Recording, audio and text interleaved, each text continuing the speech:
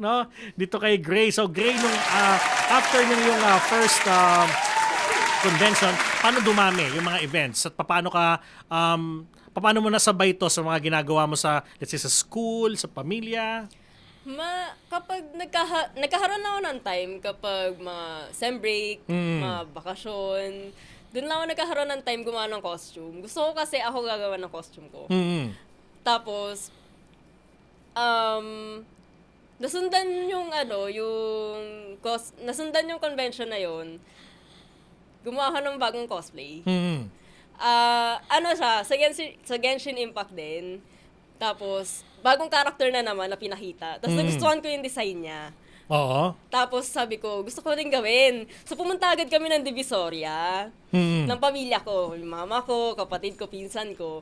Pumunta kami ng Divisoria. Tapos, namili kami ng tela, ng mga string, mga beads, ganun.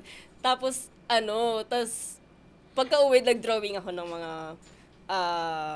mga details, nung costume. Tapos sobrang saya ako kasi parang kala mo fashion design student.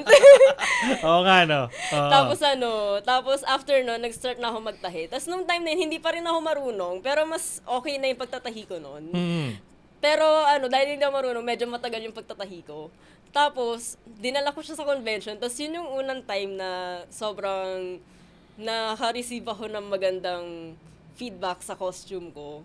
Kasi parang ang dami nakakilala. Tapos nung time na yun kasi, wala pang nagko-cosplay kay Guizhong. Oh, so ikaw yung parang pag sinabing character na yun, ikaw na kagad yun. Oo. Tapos yun yung unang best na pinicture ng mga photographer, ganun. Manatiling nakatutok sa Abante, sundan kami sa aming mga social media accounts at huwag kalimutang mag-subscribe sa aming YouTube channel, DWAR Abante Radio, para sa mga eksklusibong balita. Ako po si Jigo Postolero.